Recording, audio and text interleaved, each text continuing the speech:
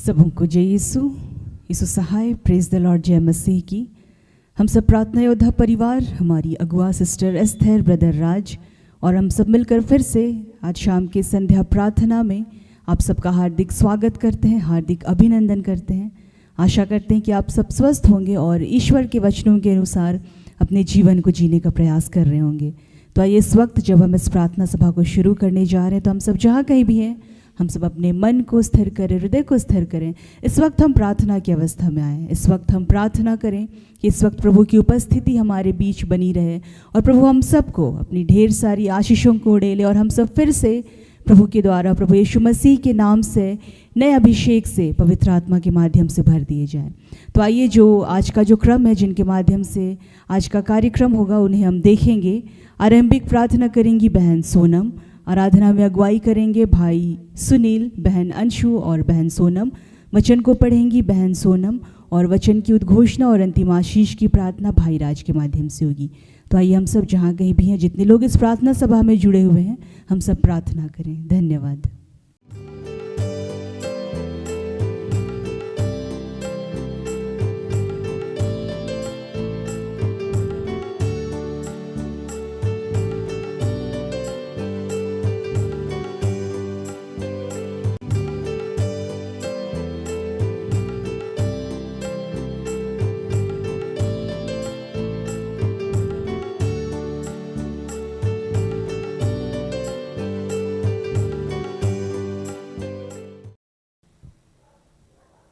आइए हम प्रार्थना में आगे जाएंगे, अपनी आंखों को बंद करेंगे।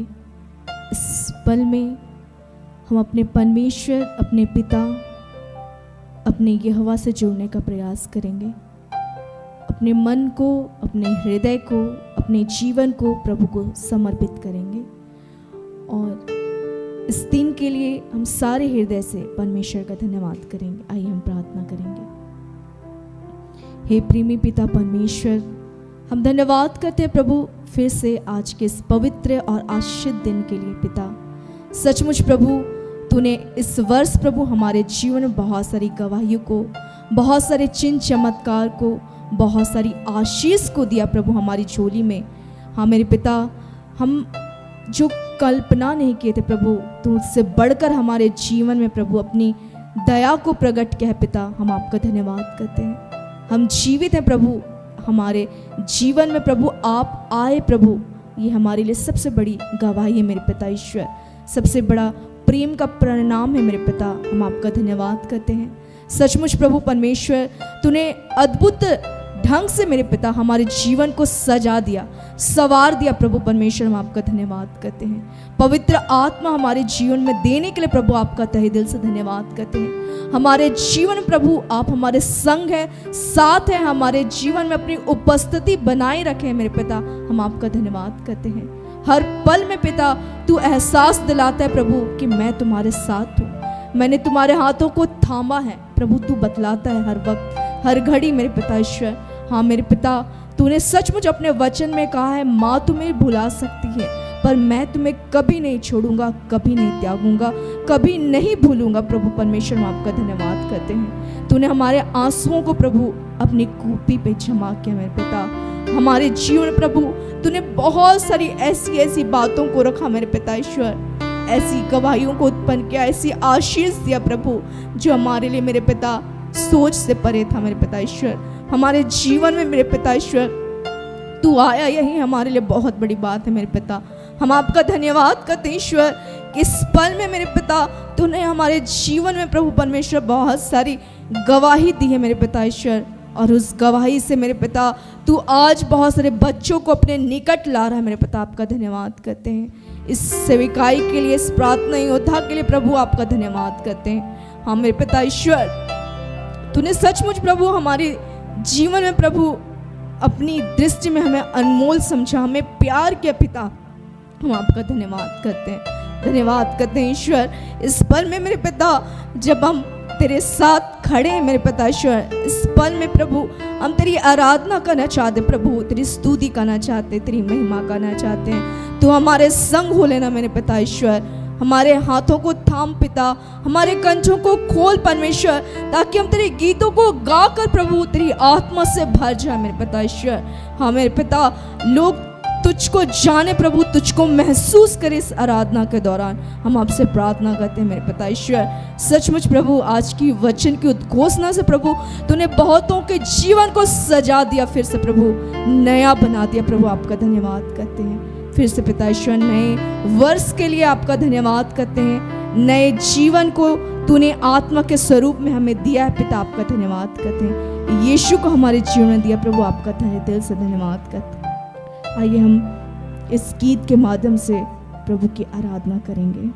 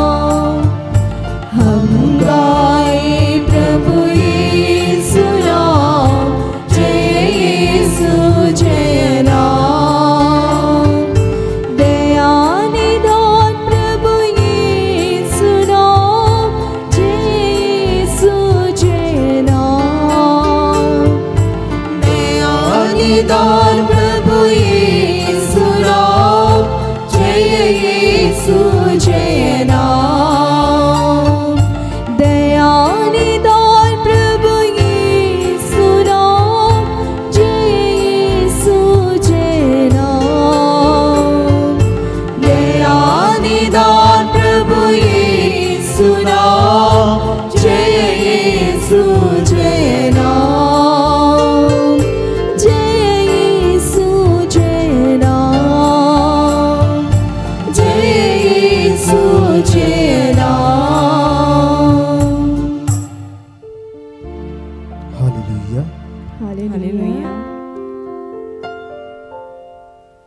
आइए हम एक गाने के द्वारा प्रभु को महिमा देंगे।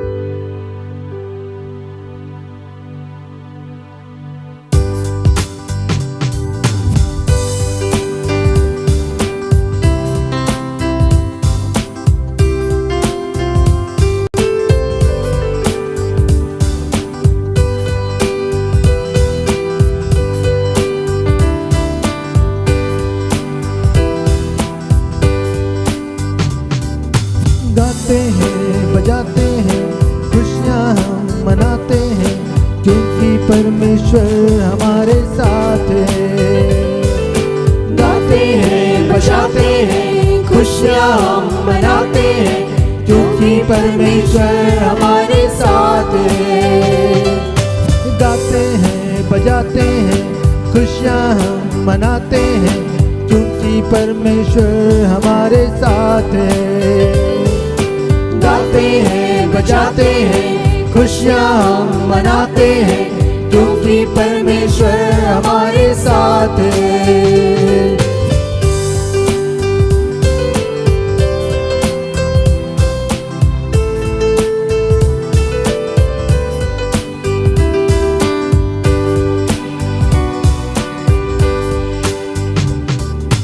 जिसने हमको बनाया, जिसने तुमको बनाया, जिसने हमको बनाया, जिसने तुमको बनाया, जिसने सबको बनाया, वो परमेश्वर साथ है।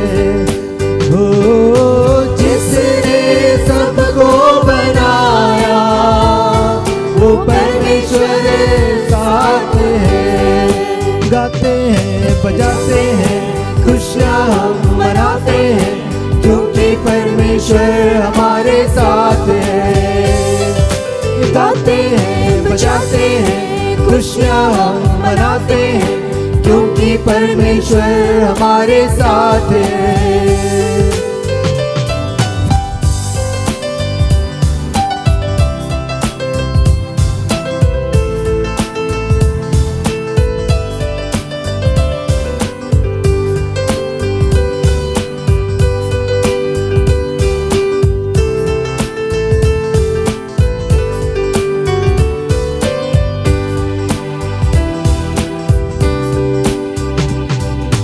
पापों में क्यों मरते हो यारो, यीशु को तुम अपनाओ।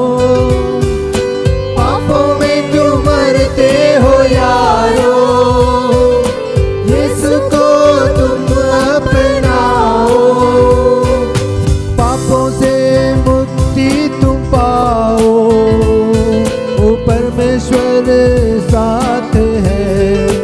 ओ पापों से मुक्ति तुम पाओ, वो परमेश्वर साथ है। गाते हैं बजाते हैं खुशियाँ हम मनाते हैं, क्योंकि परमेश्वर हमारे साथ है। गाते हैं बजाते हैं खुशियाँ हम मनाते हैं, क्योंकि परमेश्वर हमारे साथ है।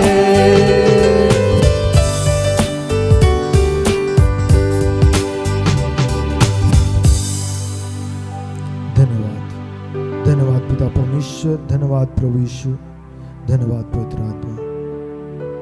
आज दिन भर तू हम सबों के संग रहा प्रभु, तेरा धन्यवाद करते हैं। धन्यवाद करते हैं जितने लोग यहाँ उपस्थित हैं, जितने लोग YouTube के माध्यम से जुड़े हैं, और जितने लोग जुड़ने वाले हैं, जितने लोग नहीं जुड़े हैं, सबों को तेरे हाथों में समर्पित करते हैं पिता। धन्यवाद देते हैं पिता परमेश्वर क्योंकि तूने हम सबों को बचाने के लिए, हम सबों की पापों की मुक्ति के लिए अपने बेटे यीशु को दिया है प्रभु। तेरा धन्यवाद करते हैं, जिसका नाम इमानुएल है। प्रभु हमारे साथ हैं, ईश्वर हमारे साथ है। हम तेरा धन्यवाद करते हैं पिता, क्योंकि वही यीशु जिसके नामों से हमें मुक्ति प्राप्त होती है, जिनके बहाए गए लहू से हम पापों से क्षमा पाते हैं। प्रभु तेरा धन्यवाद करते हैं। हैं पिता, अभी के वचन उद्घोषण के लिए तेरा धन्यवाद करते हैं। तूने अपने बेटे, अपने दास राज को अपने अधिकार में लिया है, उनके मुख पर नियंत्रण रखा है प्रभु, तेरा धन्यवाद देते हैं। और हम सब प्रभु जो आज तेरे वचनों को सुनेंगे पिता, तेरे पवित्र आत्मा के माध्यम से जो तू आज अपने बेटे राज के द्वारा बोलेगा प्रभु, हमारे मन हृदय को प्रभु 100 गुना प्रभु उपजाऊ बनाइए पिता, जिससे हम उन वचनों को अपने मन हृदय में फलवंत कर सके पिता। तेरा धन्यवाद करते हैं। सारे सिस्टम्स को, पूरे सृष्टि को प्रभु तेरे हाथों में समर्पित करते हैं। यहाँ पूरे प्रार्थना योद्धा परिवार को, यहाँ के एक चप्पे चप्पे जर्रे जर्रे को प्रभु तेरे नियंत्रण में देते हैं। सबों पर तेरा अधिकार हो, सब कुछ के द्वारा प्रभु तुझे आदर सम्मान महिमा मिलती रहे पिता। सारा आदर सम्मान महिमा गौरव तुझे ही मिले सदा सर्वदा। ये प्रार्थना हम मांगते हैं प्रभु आपके बेटे यीशु मसीह के पवित्र जीवित नाम से। दया सुन और ईश्वर के राज में ग्रहण कर।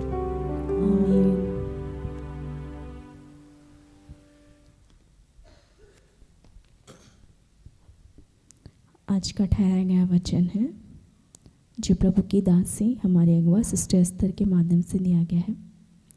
स्तोत्र ग्रंथ भजन संहिता 128 उसका 1 से 4 पद। धन्य है वे जो प्रभु पर श्रद्धा रखते और उसके मार्गों पर चलते हैं। तुम अपने हाथ की कमाई से सुखपूर्वक जीवन बिताते हो। तुम्हारी पत्नी तुम्हारे घर के आंगन में दाखलता की तरह फलती फूलती है। तुम्हारी संतान जैतून की टहनियों की तरह तुम्हारे चौकों की शोभा बढ़ाती है। जो प्रभु पर श्रद्धा रखता है उसे यही आशीर्वाद प्राप्त होता है। यहाँ तक यह प्रभु की वाणी है।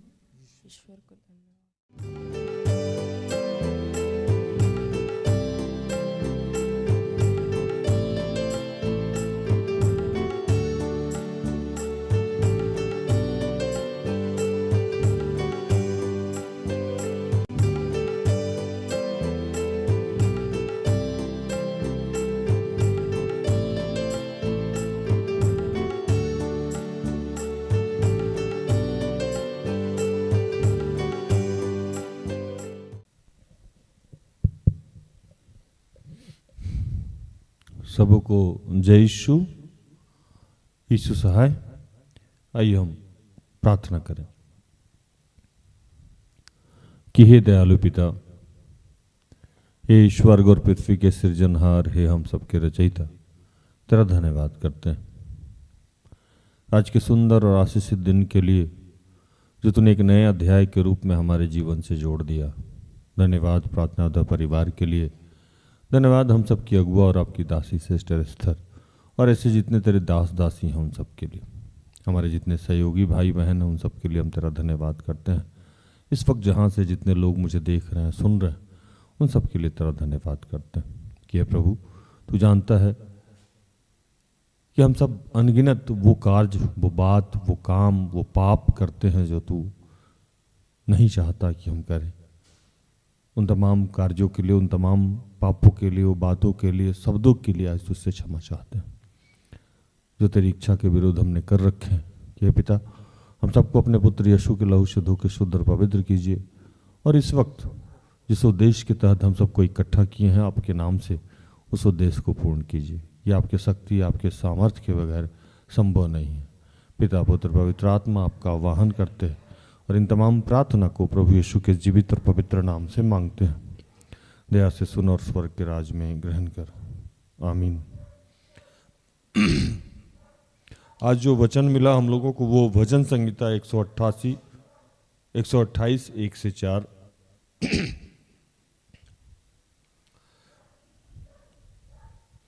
क्या ही धन्य है हर एक जो यहोवा का भय मानता है और उसके मार्ग पे चलता है। तू अपनी कमाई को निश्चय खाने पाएगा, तू धन्य होगा, तेरा भला ही होगा। तेरे घर के भीतर तेरी स्त्री फलवंत दाखलता सी होगी, तेरी मेज के चारों ओर तेरे बालक जलपाई के पौधे से होंगे। सुन, जो पुरुष यहोवा का भय मानता हो वो ऐसा ही आशीष पाएगा।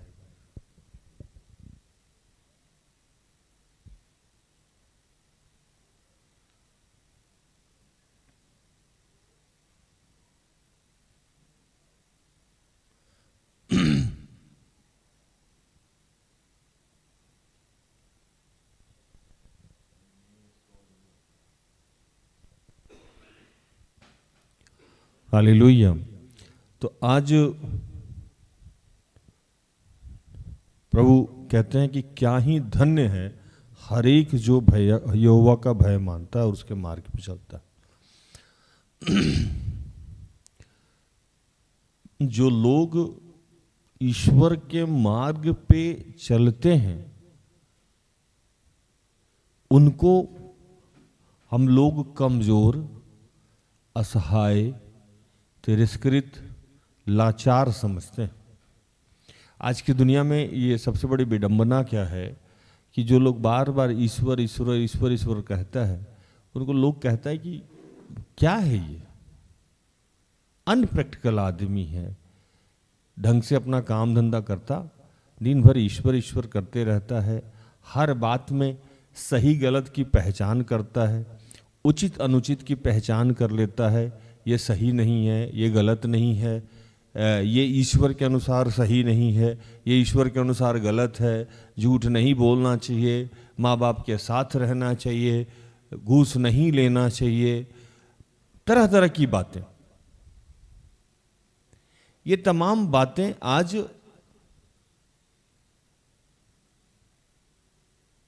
जो करने वाले लोग हैं, जो सही गलत की पहचान करने वाले लोग हैं, या जो फूक फूक के चलते हैं कि ये मेरे पिता ईश्वर को पसंद है और ये मेरे पिता ईश्वर को नहीं पसंद है, वैसे लोगों को तुच्छ समझना बंद कर दीजिए, क्योंकि वो लोग ईश्वर के नज़र में धन्य हैं, ग्रेट हैं, क्योंकि प्रभु को पता है कि यही वो लोग हैं जिनके माध्यम से लोग मुझे जानेगा। अब आप समझेंगे कि उनके माध्यम से लोग कैसे जानेगा। जब आप ईश्वर का भय रखते हैं और उसके भय में जीवन व्यतीत करते हैं, जो उसको पसंद है वो कार्य करते हैं, जो उसको पसंद है उस मार्ग पे चलते हैं, तो आशीष आप ही को मिलना है। आशीष हो सकता है कि क्षणिक आपके पड़ोसी को मिल जाए, लेकिन वो आशीष क्षणिक है, परमानेंट नहीं है।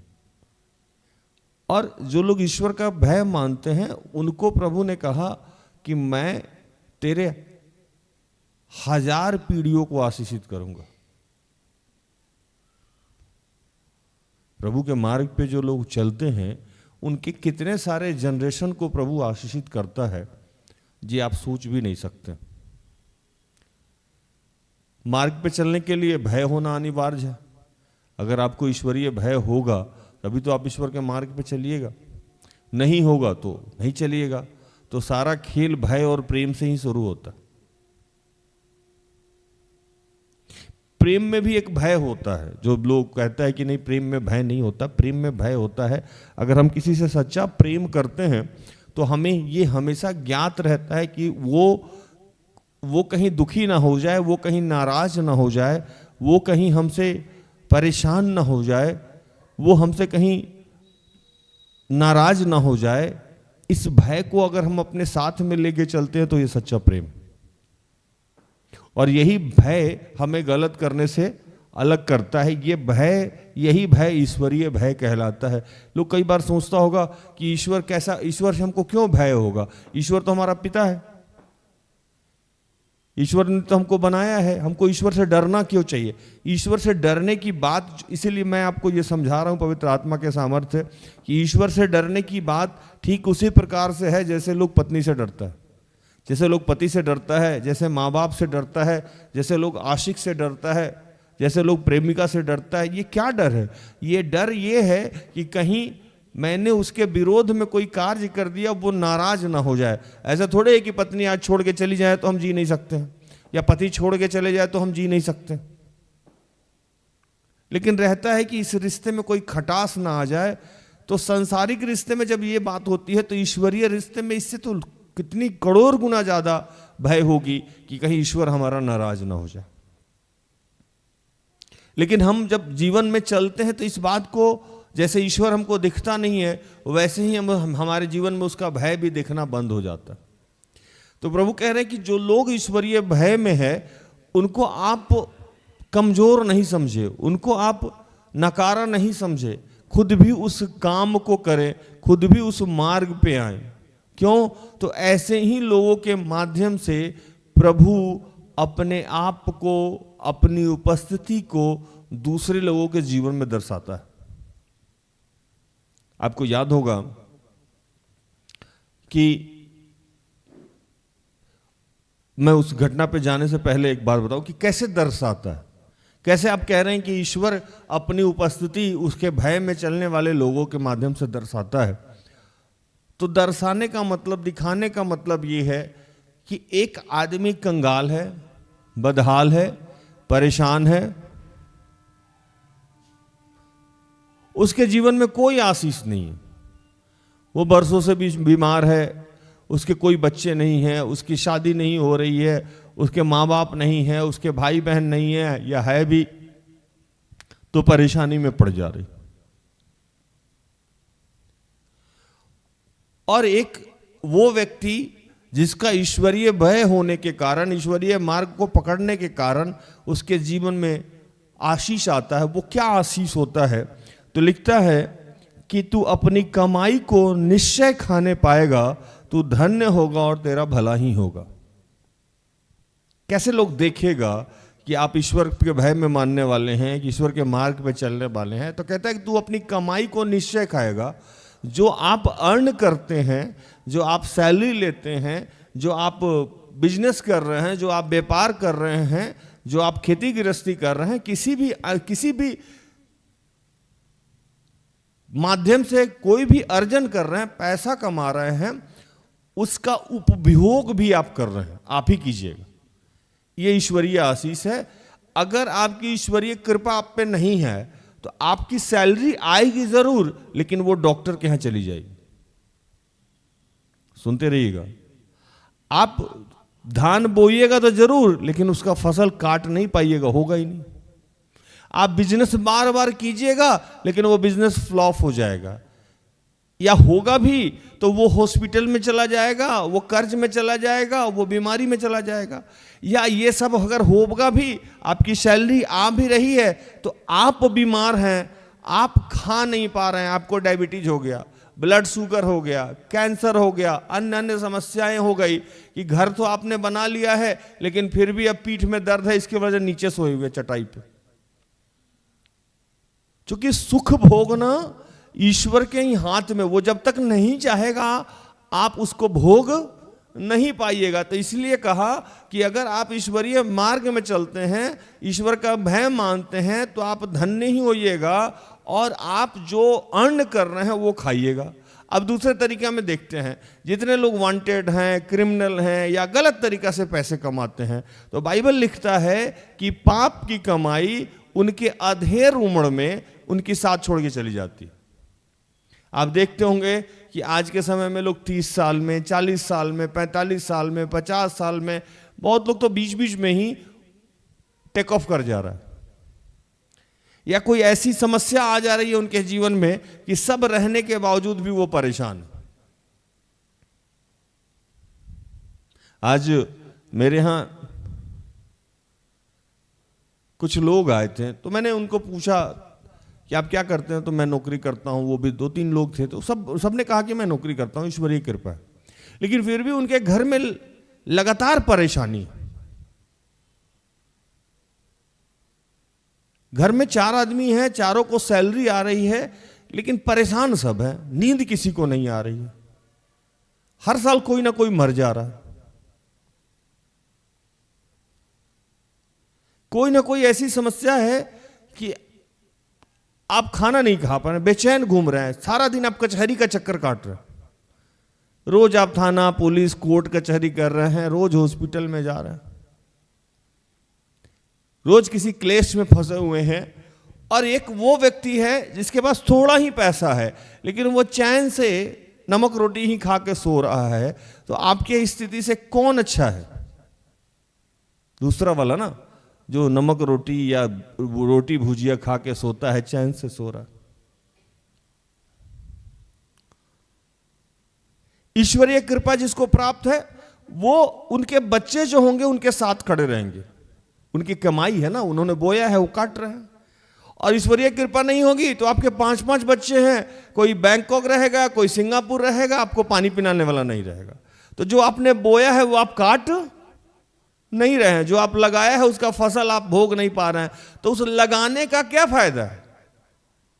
अगर हम घर बना के उसमें रह ही नहीं पाए, हम गाड़ी खरीद के उसमें घूम ही नहीं पाए, हम पैसा बैंक में रखे लेकिन फटहाल जिंदगी जी के जाए, तो प्रभु कह रहे नहीं। अगर ईश्वरीय, जैसे मैंने आपको बताया कि जो लोग ईश्वरीय भय में जीते हैं, ईश्वरीय मार्ग पे चलते हैं, उनके जीवन के माध्यम से ईश्वर अपनी उपस्थिति लोगों को दिखा देता है कि देख तू चल रहा था तो तेरी स्थिति ये है, और जो नहीं चल रहा है तो उसकी स्थिति ये है। तो जो चल रहा था वो जो भी मेहनत कर रहा है उससे जो लाभ हो रहा है उसको वो खा रहा है, पी रहा है, अपने बच्चों के साथ रह रहा है।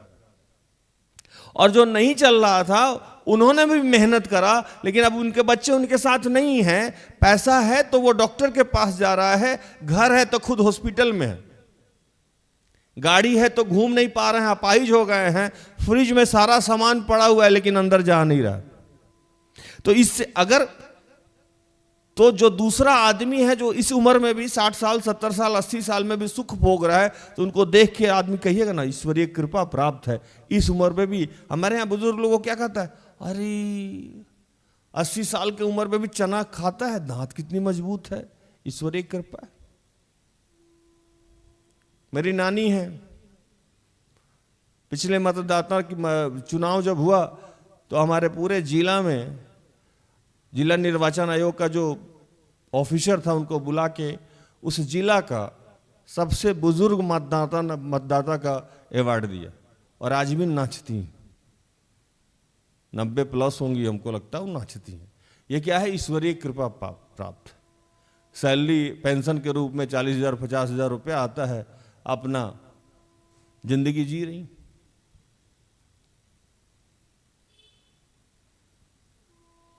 तो उनको देख के लोग कहेगा ना ईश्वरीय कृपा प्राप्त है। एक आदमी है जो 50 साल 40 साल में निकल जा रहा है या है भी, तो किसी को बेड सोल है, किसी को कुछ है, किसी को कुछ है, किसी को कुछ है, बाल बच्चा है भी नहीं है, मतलब है भी और नहीं भी है कि क्या मतलब कि आप हैं लेकिन मेरे लाइफ में आपकी उपस्थिति नहीं है, तो मेरे लिए तो नहीं है ना। तो क्या होगा? उसके माध्यम से ईश्वरीय कृपा आपको दिखेगी। मैं उदाहरण पे भी जाऊंगा। कहते हैं कि तेरे घर के भीतर स्त्री फलवंत दाखलता सी होगी, तेरी मेज के चारों ओर बालक जलपाइस के पौधे के समान। डाइनिंग टेबल आप देखे हैं? फलवंत पौधा मतलब क्या होता है कि एक पौधा है, इधर भी आम लटका हुआ है, उधर भी आम लटका हुआ है, एक सेव है, एक सेव का पेड़ है, 10 20 50 हजारों सेव लटका हुआ है। तो स्त्री का फलवंत होने का क्या मतलब है कि एक स्त्री है और सैकड़ों बच्चे हैं उनके साथ में। अभी तो हम दो हमारे दो पे सिस्टम खत्म हो जाता है, लेकिन पहले के जमाने में ऐसा नहीं होता था। बहुत सारे बच्चे होते थे, 2 4 5 बच्चे।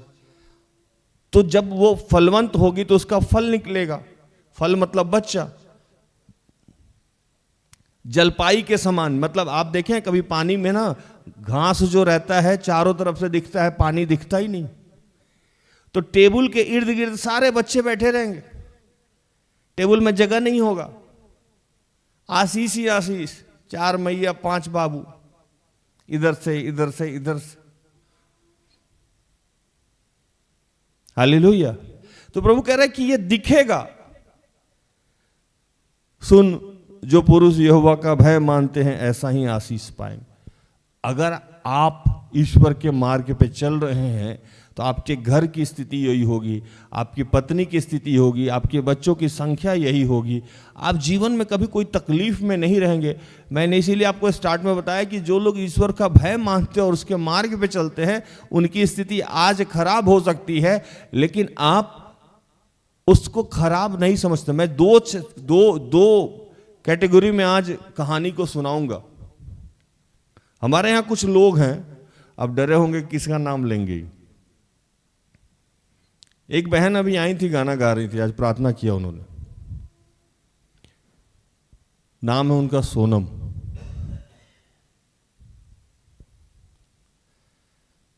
सोनम के जीवन की कुछ दशाओं को मैं 2 मिनट बताऊंगा, फिर मैं और भी परिवार को आज छेड़ूंगा। जब मैं सोनम को जानता हूं, जब से मैं सोनम को जानता हूं, बहन सोनम को जानता हूं, काफी परेशान, हर छोटी छोटी समस्याओं, हर छोटी छोटी चीजों के लिए अभाव से ग्रसित, परेशान, अशांत,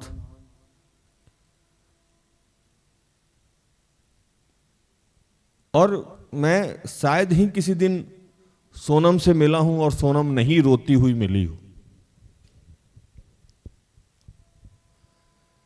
मुझे जब ये मिली तो मुझे वो 99 में से एक की तरह थी। जैसे प्रभु ने बोला ना कि 99 को छोड़ के एक को संभालो, तो प्रभु ने मुझे ये ड्यूटी दिया कि तुम्हारा तो काम ही है सेवक बनाने का काम। जो पौलुस को अभिषेक था, वो अभिषेक पे काम करने का मुझे भी काम प्रभु देता है। मैं अपने आप को पौलुस नहीं कह रहा हूं, इसीलिए मैं सेवक लोग पे ज़्यादा ध्यान देता हूं। हालांकि कई बार इस चक्कर में मैं परेशान भी होता हूं, दुखी भी होता हूं, तिरस्कृत भी होता हूं, लेकिन मुझे जैसे पता होता है कि ये बच्चा सेवक है, दास है या दासी है, तो प्रभु उनके पीछे मुझे छोड़ देता है रॉकेट की तरह, लगे रहो।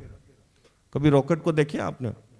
रॉकेट के साथ एक समस्या है, उसका ना फीड कर दो, डायरेक्शन फीड कर दो, उसका रेंज फीड कर दो, उसका टाइमिंग फिक्स कर दो, उसी रेंज उसी टाइमिंग पे घूमता रहेगा। उस वजह से दाएं गई सोनम दाएं राज, बाएं गई सोनम बाएं राज, वो डायरेक्शन पे अपने रॉकेट रुकता नहीं है। मुझे उस रॉकेट की तरह प्रभु यहां इस्तेमाल करता है अपने सेवक लोग के पीछे, अपने दास दासी के पीछे। वो क्या था, क्यों सोनम उस समय रो रही थी और आज भी रो रही थी, लेकिन आज वो आत्मिक रोना था, आज धन्यवादी रोना था, उस समय परेशान से रोना था। उस समय इनके माता और पिता और भाई और बहन तो उनकी कोई है नहीं, दोनों भाई और माता पिता को तो मैं जानता नहीं हूं, लेकिन मैं जितना जानता हूं उन लोगों में ईश्वरीय भय नहीं था। उनमें ईश्वरीय भय नहीं था, और उसका वजह मां में ईश्वरीय भय नहीं, पिता में ईश्वरीय भय नहीं, बड़े दोनों भाइयों में ईश्वरीय भय नहीं। उसकी वजह से इनका पूरा परिवार परेशान था, और उसका छींटा इनके जीवन पे भी पड़ा हुआ था। और वो समस्याएं ऐसी, जैसे मैं बता नहीं सकता हूं आपको। भाई जी तो दोनों नहीं रहे, उनके बारे में कहना क्या ही कहना, क्योंकि यहां का लोग जो शराब पीता है उनका स्तर इतना गिरा हुआ होता है जो आप सोच नहीं सकते। शराब इतना खराब था, मुझे यहां आने के बाद पता लगा कि शराब इतना खराब है। नहीं तो शराब को खराब हम लोग मानते ही नहीं थे, हम लोग तो एंजॉयमेंट का चीज मानते थे। लेकिन जब सोनम आके कहती थी कि भैया ने, या और भी बहुत सारे लोग आते कहते हैं कि तेल का पैकेट पड़ा हुआ था, सुबह में मिल नहीं रहा है, कहां गया? तो भाई ले जाके दारू की दुकान पे दे दिया। साबुन कहां गया? तो भाई ले जाके दारू की दुकान पे दे दिया। आप सिस्टर से कभी जुबान से कभी सुनी होंगी, कढ़ाई नहीं गायब हो जाता था, छोलनी गायब हो जाता था। तो उसी दशा में ये रहती थी बच्ची, और हम लोग के पास आती थी रोना धोना। हम लोग समझाते थे कोई बात नहीं, ईश्वरीय भय में रहो, ईश्वर के मार्ग पे चलो। कई बार बच्चे चिढ़ के बोलते भी है, क्या बकवास है, ईश्वरीय भय में रहो, ईश्वरीय मार्ग पे चलो, ईश्वरीय भय में रहो, ईश्वरीय मार्ग पे चलो। भाई मेरा परेशान कर रहा है, माँ मेरी परेशान कर रही है, बहन मेरा परेशान कर रहा है, रिलेटिव मेरा परेशान कर रहा है, वो अच्छा वस्त्र पहन रहा है, मैं एक वस्त्र खरीदने के लायक नहीं हूं। कई बार बच्चे आके हमसे बोलते हैं, भैया मैं मटन भी नहीं खा सकता हूं, मैं अंडा भी नहीं खा सकता हूं। कई बार बच्चे हमसे कहते हैं, मेरा इनरवेयर फटा हुआ है, मैं खरीद नहीं सकता हूं या सकती हूं। फिर भी आप कहते हैं ईश्वरीय भय में रहिए। मैं बाल नहीं कटवा पाता हूं, और जो लोग गलत करते हैं उनके साथ आप कुछ नहीं कहते हैं, आप मुझे कह रहे हैं कि ईश्वरीय भय में रहिए, ईश्वरीय मार्ग पे चलिए। क्या हुआ? दोनों भाई नहीं रहे, मैं उनके बारे में कोई कमेंट नहीं करता हूं। सोनम जब ईश्वरीय भय में चलने का प्रयास की, कितना चली, क्या चली, ईश्वर जाने, प्रभु जाने, वो जाने, लेकिन इस कदर उसका जीवन आज जरूर है कि उसका पति बैंकर है, वो खुद एक फलवंत दाखलता की तरह है, और उसके आसपास जलपाई की तरह उसके बच्चे हैं। अभी तो एक ही हुआ है, आने वाले समय में और भी आएंगे। प्रभु के भय में चलने का कारण क्या हुआ? इनके पति भी प्रभु के भय में चल रहे थे और ये भी प्रभु के भय में चल रहे थे। जो पति इनके नहीं हुए वो भी प्रभु भाई नीरज चल रहे थे। दोनों की स्थितियां अपने आप बदल दी और आज ये लोग बहुत चैन से रो रहे हैं। वो धन्यवाद ही निकलता होगा कि प्रभु मैंने कुछ तो ऐसा किया ही नहीं, फिर भी आपने मुझे आशीषित किया। ईश्वरीय भय में और ईश्वरीय मार्ग पे चलने का ये नतीजा है। और जो नहीं चल रहे थे, उनके मम्मी पापा नहीं चल रहे थे, इसकी अच्छा या बुरा जो फल था वो भुगत रहा।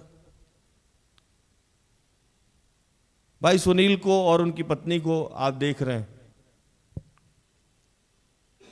सुनील भाई को मैं जितना जानता हूं, आदमी ठीक नहीं है, लेकिन आदमी सच्चे हैं। ठीक नहीं है और सच्चे हैं मतलब समझिए बात को। सच्चा मतलब सीधा साधा भोला भाला आदमी है, जिसको आज के जमाना में ठीक नहीं कहा जाता। आज के जमाना में ठीक कहा जाता है जो चतुर हो, टैलेंटेड हो, इधर का उधर करता हो, गलत बोलता हो, झूठ साँच बोलता हो, ये सीधा सीधा बात बोलता है। अभी भी फुटबॉल खेलने निकल जाता है, पत्नी बोली कहाँ फुटबॉल, झगड़ा होगा। सच्चा आदमी है। तो जब सच्चा आदमी प्रभु के मार्ग पे चलता है तो उसके जीवन में शुरुआती दौर पे हो सकता है कि कठिनाई आए, लेकिन जीवन धीरे धीरे बदलता है। ये भी, इनकी पत्नी भी, दोनों आदमी को जितने दिनों से मैं जानता हूँ, एक इंजीनियर है, दूसरा इनके साथ प्रार्थना करती हैं, कम करती हैं, ज़्यादा करती हैं, ये तो प्रभु जाने, ये लोग जाने, लेकिन लगातार प्रभु के भय में ये लोग जिया। प्रभु ने सारी अवस्था को बदला और वो सारा चीज़ दिया। और आज जितने लोग आइडियल हैं वो सोचते हैं काश मैं ऐसा पति पत्नी रहता और इतने सुंदर बच्चियां और बच्चे मेरे रहते। ये क्या था? ये प्रभु में भय में चलने का था।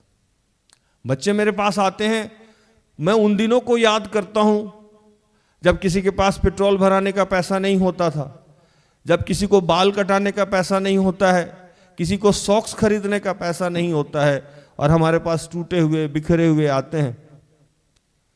और हम लोग जब उनको दिलासा देते हैं या जो भी हो पाता है उसकी से सहायता करते हैं, और उनको दर्शाने का भी जरूरत नहीं पड़ता है। प्रभु नहीं बोलता है कि तुम दर्शाओ, प्रभु बोलता है तुम्हारा थोड़ी है कि तुम दर्शाओगे कि तुम उसके लिए कुछ कर रहे हो। उसको एहसास भी नहीं होने देना है कि तुम उसकी मदद कर रहे हो, और साथ भी खड़ा रहना है। और जब वो बच्चे फोन करके हमको बोलते हैं, एक बच्ची कुछ दिन पहले आई, चेक लेके आई, चेक लेके आई। मैंने कहा क्या बात है बेटा? तो भैया ये पहला सैलरी है जो प्रभु को देना। पहला सैलरी भी उसका हमको लगता है 40-50 हज़ार रुपया होता होगा इन लोगों का। मैंने कहा रहने दो, तुम अपनी स्थिति बदल जाएगी तो देना, क्या है? तो नहीं, मेरा शौक है कि ये चेक बुक का पहला पेज है, ये भी प्रभु के लिए फटेगा और पैसा भी मैं डाल के प्रभु को दूंगी। और मुझे याद है कि जब वो बच्ची मेरे पास पहले ही आई थी तो किस अवस्था में थी, क्या परेशानी था, कैसे घर वाले उसको ढूंढ रहे थे, कैसे वो व्यभिचार में गिरी हुई थी, कैसे अन्य समस्या में पड़ी हुई थी। वहां प्रभु हम लोग को भेजता था, उठा उठा के लाते थे हम लोग, रोड से, गाड़ी से, इधर से उधर से। अब तो उतना हो भी नहीं पाता है बच्चों के लिए। और प्रभु के भय में, प्रभु के मार्ग में जब ये लोग चलना, 100% तो कोई भी नहीं चलता, मैं भी नहीं चलता हूं, लेकिन जब झूठ का बादल इतना ज्यादा है तो सच वहां अगर 0.1% भी है तो वो आदमी सच पे ही चल रहा है ना। पहले क्या होता था कि पहले पाप भी कम होता था तो धर्म को भी ज्यादा महत्वता थी। पहले पाप 10 होता था तो धर्म भी 9 चाहिए था, 8 चाहिए था। 10 चाहिए था, आज पाप हो रहा है 1000 2000, तो धर्म एक भी हो रहा है तो प्रभु लग रहा है बहुत बड़ा धर्मी है। तो मैंने आपको किताबी बातें बताई ही नहीं, मैं अपने पिता के बारे में आज कुछ बताऊं आपको। मेरे पिताजी 2-3 भाई हैं। एक भाई वकील है, सबसे छोटे वाले, दूसरे वाले नेतागिरी करते थे, और सबसे बड़े पिताजी बचपन से ही खराब, जैसे मैंने सुनील भाई के बारे में बताया ना, कोई छल नहीं, कोई परपंच नहीं, ठोक के बोल देना, कुछ भी बोल देना, समझ में नहीं आता इन लोग को। किसी को उठा के कुछ भी दे देना, समझना नहीं, ये नहीं करना। तो पिताजी की भी यही आदत थी मेरी, इनसे तो, इनके भी पिता जैसे थे वो, ये तो कम है, वो बहुत ज्यादा थे। कुछ भी कर देना, मैंने लास्ट टाइम भी बताया था आपको कि दुकान छोड़ देना, चले जाना।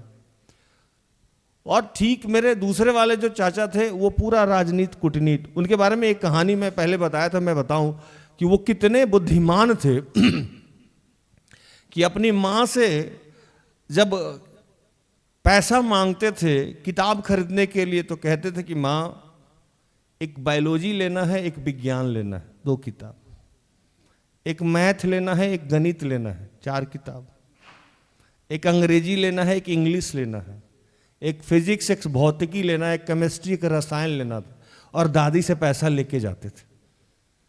इतने बुद्धिमान थे। ऐसे लोगों को बुद्धिमान ही बोला जाता। मैं देखता हूं कि उनको तरह तरह की बीमारी है, हमेशा कभी एम्स में जाते हैं, कभी कहीं जाते हैं, कभी कहीं जाते हैं, पैसा है उनका भी बेटा बैंक में पीओ है, पैसा आता है, लेकिन कहां जाता है? डॉक्टर क्या। पैसा आता है लेकिन डॉक्टर के यहां चला जाता है। मेरे पिताजी, वो लोग तो बुद्धिमान नहीं थे, मेरे पिताजी बुद्धिमान नहीं थे, वो लोग बुद्धिमान था, मेरे पिताजी बुद्धिमान नहीं थे। शुरू में ये अच्छा है, ये गलत है, पापा के सामने पान खा के नहीं जाना, मम्मी से बदतमीजी नहीं करना, ऐसे झूठ नहीं बोलना। मेरी माँ कभी उल्टा पुल्टा अगर अच्छा बुरा कुछ समझा भी रही हैं, सामाजिक या जैसे जिस चीज़ को मैंने बुद्धिमान होना कहा वो समझा भी रही हो, पापा गुस्सा कर देने, छोड़ो जाने दो, जो जैसा कर रहा है उसके साथ वैसा होगा। आज क्या स्थिति है उनकी? आज इस घर में हैं, वो मेरे साथ हैं, मैं उनका 40+ का बेटा हूं, मैं उनके साथ खड़ा हूं। मुझे वो कोई पैसा भी नहीं देते हैं, तब भी मैं उनसे उनको अपमानित नहीं कर सकता हूं, क्योंकि ईश्वरीय भय उन्हीं के माध्यम से मुझ में डाल दिया गया। तो जो ईश्वरीय मार्ग पे चल रहे थे, वो जो बोए उससे काट रहे हैं ना, मीठा भी खा रहे हैं, खाना भी खा रहे हैं, स्वस्थ भी है, और अभी उनसे तो पूछिएगा तो 73 से आगे कभी बढ़े ही नहीं, लेकिन हम लोगों को लगता है 75-76 साल क्रॉस किए होंगे। ईश्वरीय मार्ग में ईश्वरीय भय पे कोई रहा, उसका कुछ बुरा हो ही नहीं सकता है, ना आपका बुरा हो सकता है, ना उसका बुरा हो सकता है, वो निरंतर आशीषित होगा। और ये रचना जिसने लिखी है वो सुलेमान है। सुलेमान कहता है कि ये कभी हो ही नहीं सकता, क्योंकि वो दाऊद का पुत्र था। दाऊद ईश्वरीय मार्ग में जीने वाला, ईश्वरीय भय को मानने वाला लोग था। ईश्वर के भय और ईश्वर के मार्ग पे ऐसा चला कि एक चरवाहे से राजा बना। उसका बेटा सुलेमान जो प्रज्ञा से भरा हुआ था, वो जानता था कि मेरा पिता चरवाहा था और मैं एक चरवाहे का बेटा नहीं, मैं एक राजा का बेटा हूं। तो वो प्रभु की स्तुति गान कर रहा था कि प्रभु तेरे मार्ग में और तेरे भय में जो चलेगा उसका कभी कुछ बुरा हो ही नहीं सकता है, देर हो जाए। एक हमारे यहाँ कहावत है ना कि प्रभु के घर में देर है लेकिन अंधेर नहीं है। ये इंसान के लोगों की कहावत है, हालांकि उसके घर में देर भी नहीं है, हर चीज का उसका अपना टाइमिंग है। तो प्रभु के घर में कोई देर शब्द नहीं होती है, वो अपने सिस्टम के अनुसार देखता है और वो जानता है कि आपको कब किस चीज की आवश्यकता है। और बाइबल में एक लाइन लिखा हुआ है कि मैं देखा हूं, दाऊद कहता है कि मैं देखा हूं कि कोई भी कभी धर्मी, विश्वासी या प्रभु का भय मानने वाला भीख नहीं मांग सकता। सुलेमान इसीलिए इस गीत को गा रहा है कि ऐसा हो ही नहीं सकता है। आज इस वचन को इसलिए प्रभु दिया है कि जितने लोग प्रभु के मार्ग में पूरे विश्व में जहां भी चल रहा है, मुझे जहां से भी सुन रहे हैं, और आगे सुनेंगे, उनसे प्रभु आज एक स्पष्ट भाषा में एक बात कहता है कि भैया परेशान होने की जरूरत नहीं है। ये मार्ग सकड़ा हो सकता है, कंजस्टेड हो सकता है, लेकिन ये मार्ग आगे ब्लॉक नहीं है। लेकिन जो लोग चौड़े मार्ग पे चल रहे हैं वो साफ हो सकता है, चौड़ा हो सकता है, लेकिन आगे ब्लॉक है, आगे जाने का रास्ता नहीं। इसमें आपके अनुसार कंजस्टेड है तो देर हो सकता है, लेकिन मंजिल कंफर्म है। लेकिन जो लोग बहुत तेजी से चल रहा है उनका मंजिल कंफर्म क्या, मंजिल है ही नहीं, उनको मंजिल तक पहुंचना ही नहीं है। तो आप जो लोग प्रभु के मार्ग को पकड़ रहे हैं या पकड़े हुए या जितना भी प्रयास कर रहे हैं चलने का, वो हतोत्साहित नहीं हो, निराश नहीं हो, आपका सब कुछ पूरा होगा। इस 25 तारीख को मैं आके पवित्र आत्मा के सामर्थ्य से यही बता रहा था कि यीशु का जन्म ही हुआ था हमारे सारी समस्याओं के समाधान के लिए, और वो आज नहीं हुआ था, इस 25 तारीख को नहीं हुआ था, 2000 वर्ष पहले ही हो चुका था। आपकी सारी समस्याओं का समाधान यीशु के नाम से हो जाता है और हो गया था। अगर कुछ नहीं हो रहा है तो कनेक्शन, लूज कनेक्शन, उसको ठीक कर लीजिए।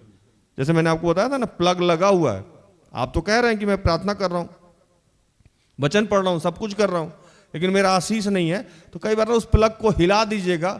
आपको पता है स्विच ऑन है, प्लग भी लगा हुआ है, बिजली भी है, लेकिन जल नहीं रहा है, उसको हिलाइए, हिला दीजिएगा ना तो चलने लगेगा वो।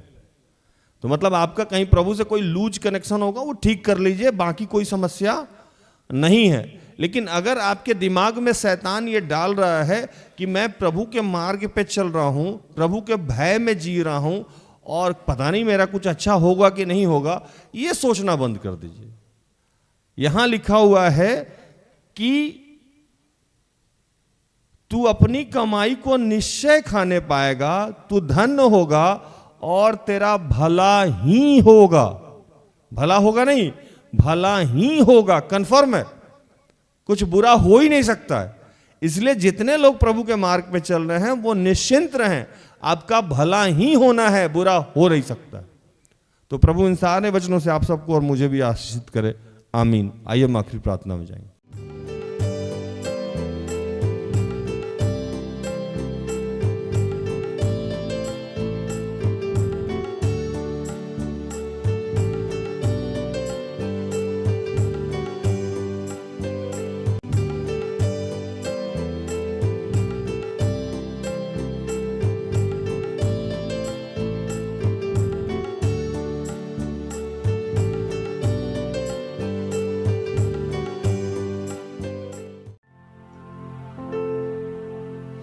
आइए हम प्रार्थना करते हैं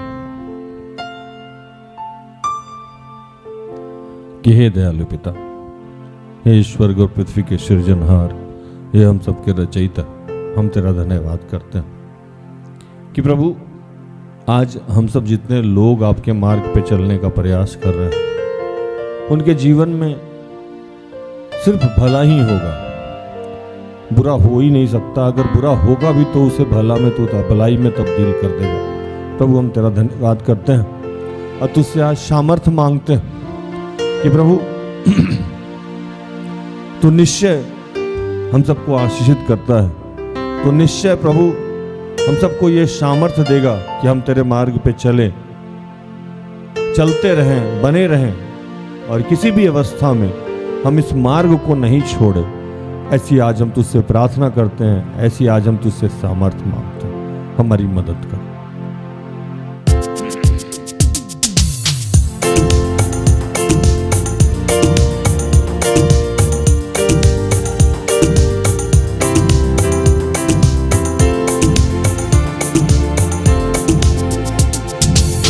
बने रहो, बने रहो, बने रहो, बने रहो, बने रहो, बने रहो,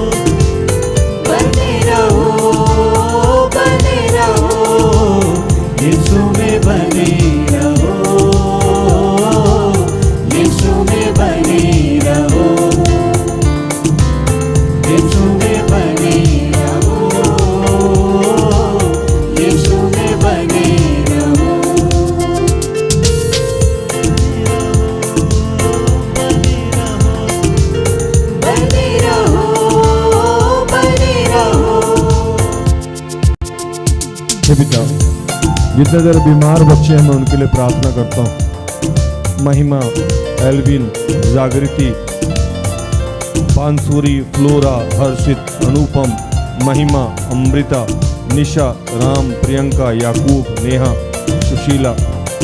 जो लोग पारिवारिक प्रार्थना चाहते हैं, सरोज, सौरभ, फ्लोरा, सुशन, निशा, स्मृति, स्वाति, असुंता, अनीता, प्रियंका। जो लोग नशे से ग्रसित हैं, शालो, अनिमेश। जो लोग परीक्षा एग्जाम के लिए प्रार्थना चाहते हैं, अनमोल, अर्चना, रजनी, सुसन, अमृता, सुषमा, संजीरा। जो लोग बेरोजगार हैं, रोजगार के लिए प्रार्थना चाहते हैं, सुशन, अनुजा, पुष्पा, असीम, अनुपम, निशा, अंजू, आशीष, अभिषेक। जो लोग किसी अन्य चीज के लिए प्रार्थना चाहते हैं, कुलदीप, रोशन, अर्पण, अमित, आशीष, जॉय, अनीता, अभिषेक, फ्रांसिस, क्रिस्टोम, शंकर, रजनी, लॉरेंस, निर्मला।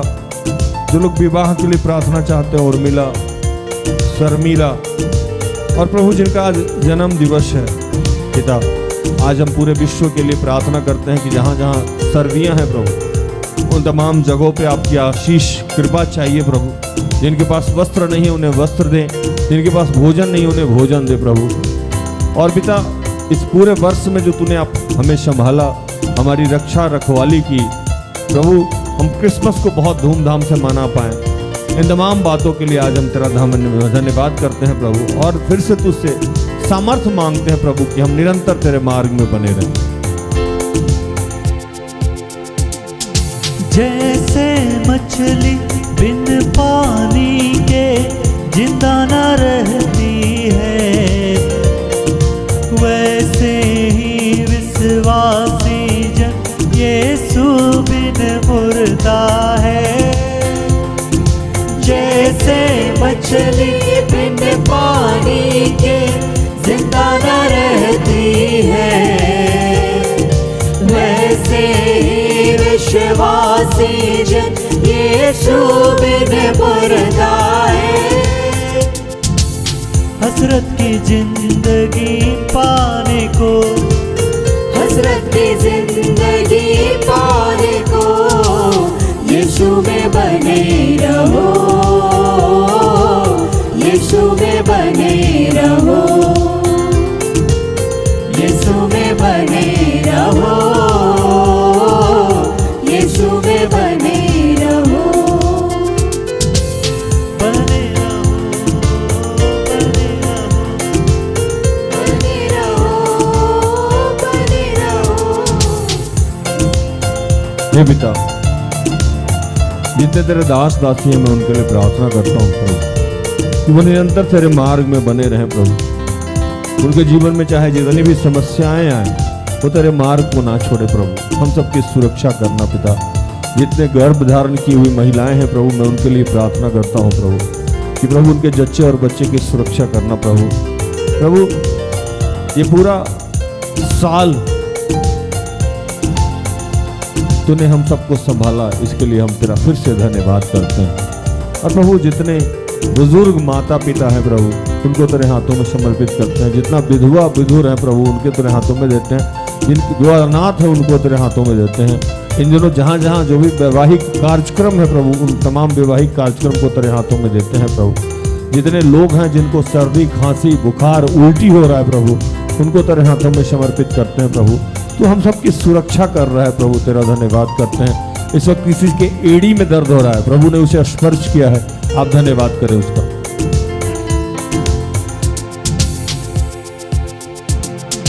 जो डाली सदा फल लाती, उसको वो छांटता है।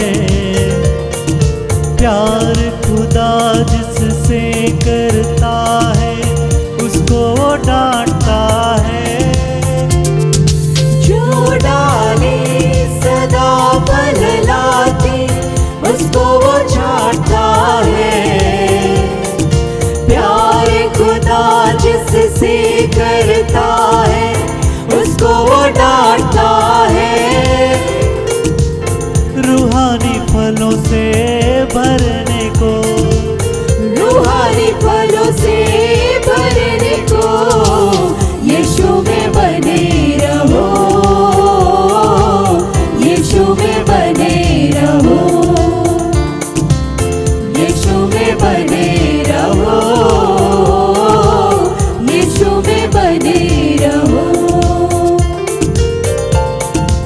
पिता, और पिता फिर से इस शर्त की मौसम को तेरे हाथों में समर्पित करते हैं और इन तमाम प्रार्थना को प्रभु यीशु के जीवित और पवित्र नाम से मांगते हैं। दया से सुनो, स्वर्ग के राज में ग्रहण कर, आमीन। तो धन्यवाद प्रभु, आप सबको आशीष दे। आशा करते हैं कि आज के प्रार्थना से, आराधना से, वचनों की उद्घोषणा और अंतिम प्रार्थना से प्रभु ने आप सबको स्पर्श किया होगा। प्रार्थना परिवार निरंतर आपका आभारी है कि आप हमारे साथ हैं, हमारा सहयोग करते हैं।